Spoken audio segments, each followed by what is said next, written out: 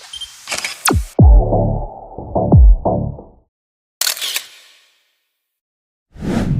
semua, selamat datang kembali di podcast kesayangan kita semua yang cuma ada di bumi dan di langit. Balik lagi bersama saya Hans Solimin, yang dimana kali ini kita akan membahas topik seru teman-teman. Kali ini kita akan membahas tentang hak asasi manusia atau biasa kita kenal sebagai HAM. Kali ini kita cuma akan ngobrol santai, seru tapi tetap berbobot. Karena HAM sendiri bukan cuma sebagai isu politik atau sejarah yang berat-berat. Jangan sampai seperti ikut seminar atau bagaimana teman-teman. Cukup santai dan rileks saja. Dan kali ini kita akan kedatangan narasumber keren kita, yaitu seorang mahasiswa lulusan S1 Fakultas Hukum di Universitas Indonesia dan sekarang sedang melanjutkan studinya di S2 Fakultas Hukum Universitas Indonesia dan telah berkecimpung di dunia hukum sebagai jaksa di Kejaksaan Tinggi di Kota Pontianak. Langsung saja teman-teman, kita sambut Bang Hazi. Halo semuanya, terima kasih ya Bang Arso telah mengundang saya di podcast Anda kali ini. Saya sangat turut prihatin sih awalnya ketika diundang di calling dengan Bang Arso untuk membahas tentang HAM ini.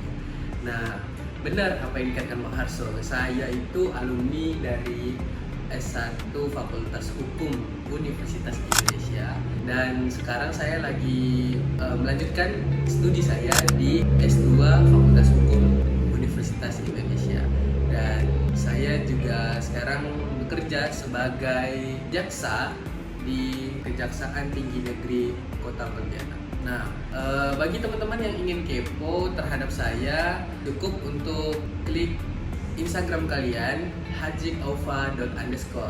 Nah, kalian bisa DM dan ingin sharing-sharing cerita atau ingin konsultasi dengan jaksa seperti saya. Nah, kalian juga bisa seperti itu. Oke. Gimana kabarnya Bang Hazik? Alhamdulillah. Ya, gimana? Puasanya lancar? Alhamdulillah. Cuman bolong 5 hari. Berat nih teman-teman. Bolong 5 hari. Nah, kali ini Bang, kita akan ngomongin tentang hak asasi manusia. Tapi kali ini kita ngomongnya nggak yang berat-berat, cukup santai, seru, dan tentunya pasti tak berbobot. Langsung saja kita mulai, tapi jangan langsung yang berat-berat teman-teman. Kita mulai dari yang simpel-simpel dulu, dari pengertian hak asasi manusia. Jadi gini Bang, sering saya dengar kalau hak asasi manusia sendiri itu adalah pengadilan internasional, perang-perang besar, atau bahkan hal yang cukup meluas. Padahal yang saya tahu ini Bang, kalau hak asasi manusia itu sendiri adalah hak yang melekat pada jiwanya sendiri. Iya. Bagaimana ini Bang? Nah, sebenarnya yang dikatakan Bang Harsha itu emang benar. Jadi banyak orang yang masih melekat di mindsetnya, dia itu berpikir bahwa HAM itu seperti kejahatan yang internasional, kejahatan perang atau pengadilan internasional seperti itu. Nah, sebenarnya itu HAM itu sangat dekat dengan diri kita dan melekat kepada diri kita sendiri.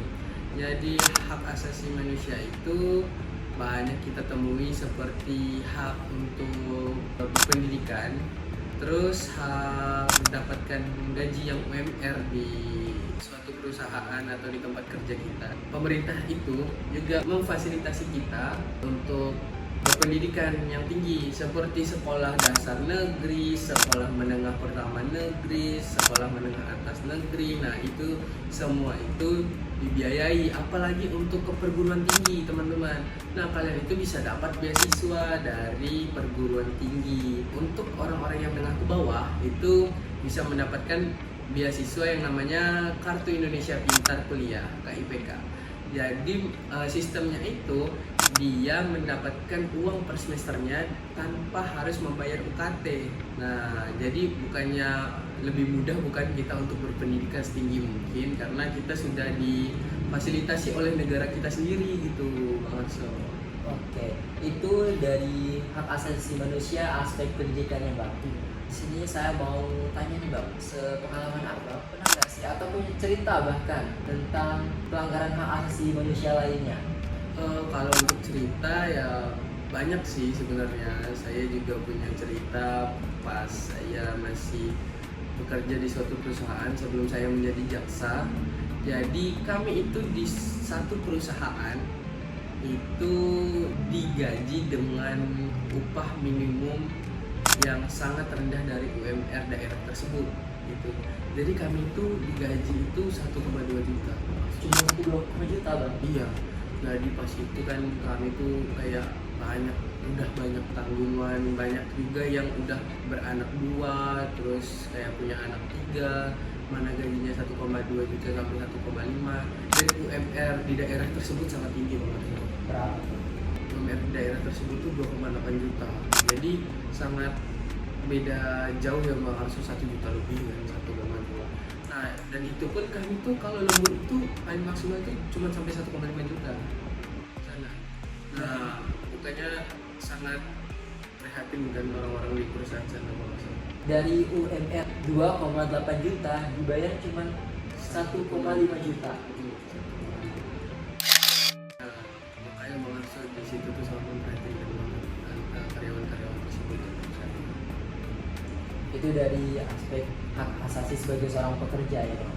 Oke, dari yang udah abang bahas nih, dari aspek tentang hak asasi sebagai pendidikan, terus sebagai pekerja, menurut abang semua hal itu masih relevan gak sih bang di Indonesia?